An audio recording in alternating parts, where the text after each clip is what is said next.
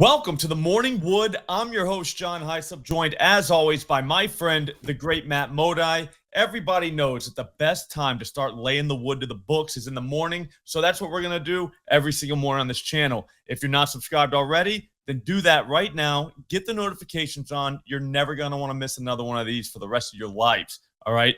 Here's what we did yesterday. As you can see, not great. Both of my double-doubles did not really come through. They were never even really close, but it is what it is. One was plus 700. One was like plus 1,000. We're good. We're going to move on to today. I'm going to let you speak about yours, Matt. What the hell happened, man?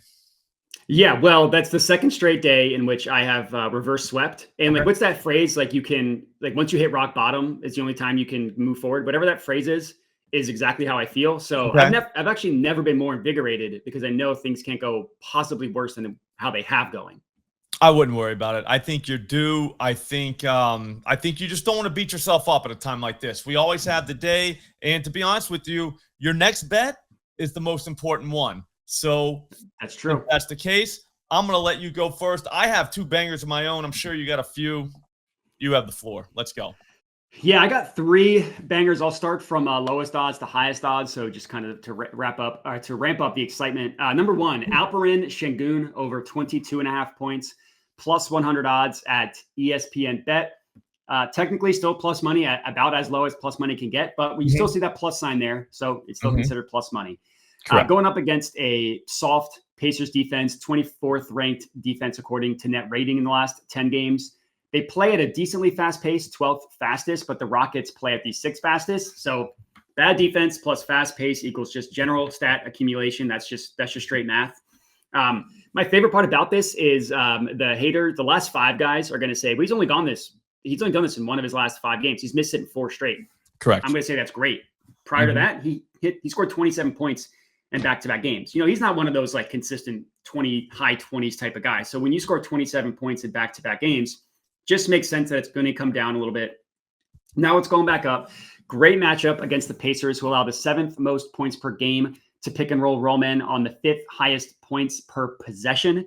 That's how Şengün scores the majority of his points. He actually runs the 5th most possessions in the NBA as the rollman, and he scores the 8th most points per game in the entire NBA as the rollman.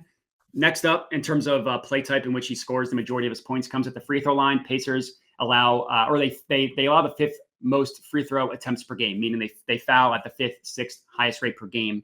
And just take a step back. Şengün scores over half his points in the restricted area. The Pacers, one of the worst defenses guarding the restricted area. Last time the Pacers played basketball, Jakob Poeltl hung 30 points on them. Prior to that, Bam hit him up for 20 plus, 30 plus. Gogo Batadze went over his point prop against them. Centers feast against the Pacers. So that will be my first play of the day. And I'm pretty sure that play, as of right now, has 0 chance of losing. Nice. I like the bets that have no chance of losing. I also like to attack the bigs against the Pacers. They give up the points in the paint. They really don't give a shit, apparently. They don't want to get killed by 3, maybe. I don't understand their defense, but it works for them. Here we are. I'm going to go my first one, Damian Lillard. Double-double, plus 350 at Caesars. Here's the thing.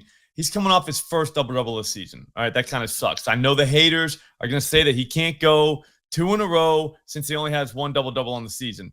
That is just not true. People do it all the time, especially against the Chicago Bulls. On the season, no team in the NBA allows more assists to the point guard position. Nobody, Matt. Last game, Cade Cunningham dropped 10 dimes on him. The game before that doesn't really count because it was your boy, Şengün, but he broke him off 11 times. The game before that, it was Darius Garland with 9 helpers, all right? We have 2 options here, though, okay? I'm taking both. I think we go Lillard over 7.5 assists plus 120 at ESPN for a full unit. No questions asked. Then we hop over to Caesars and we take Lillard's double-double at plus 350 for a quarter unit, okay? He's getting us 8, all right? But we don't want to stop watching this game after that.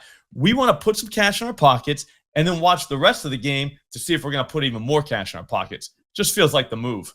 I like that play so much that I am also on Damian Lillard over 7.5 assists. So I got the same exact price you did at plus 120. Yeah, honestly, that's a great way to play it because he'll probably get 8 assists in the first half, but you want to be able to still watch the second half. So now you're just waiting on the last 2. So I think that's a great way to play it.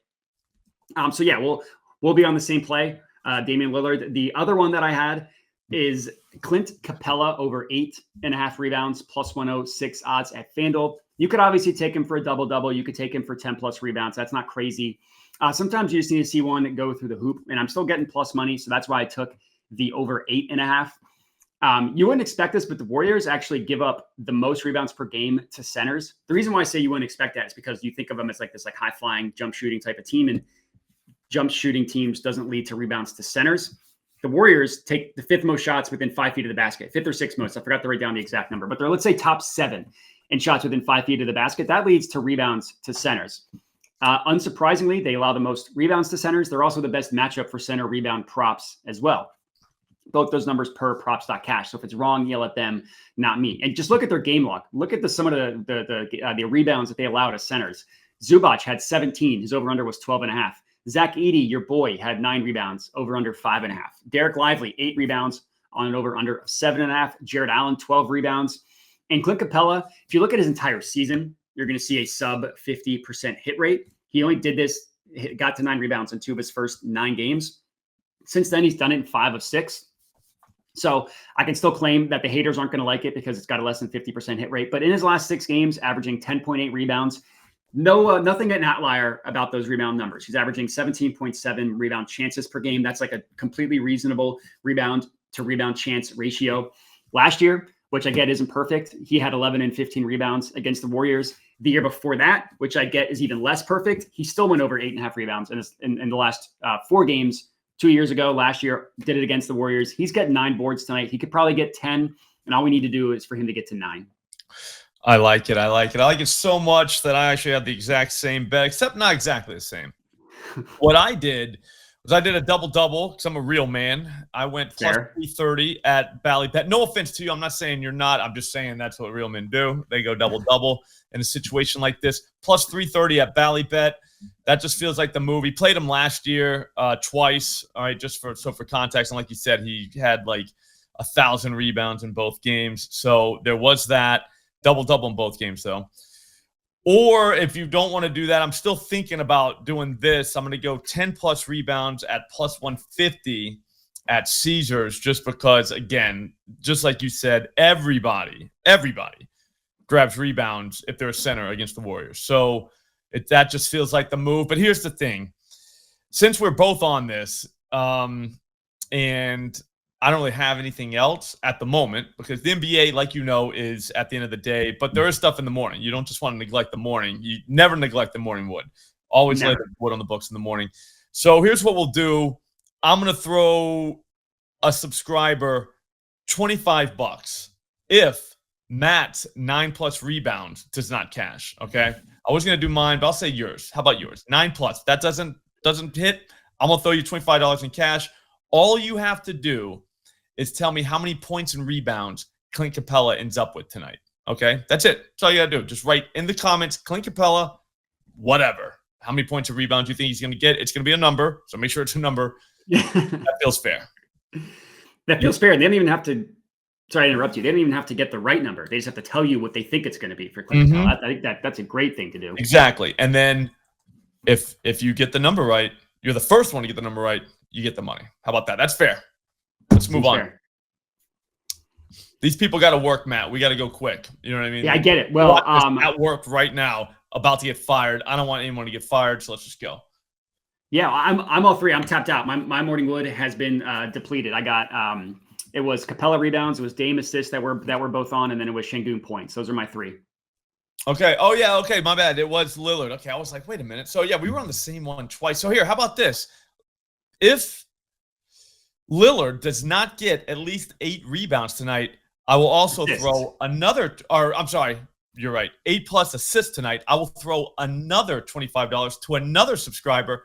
All you got to do is tell me how many points, rebounds, assists he gets, okay? If you hit the number, I'll give you $25 in cash. That's fair. Just hit the comments. That's all you got to put. Damian Lillard, and bam, whatever number you think he's going to get.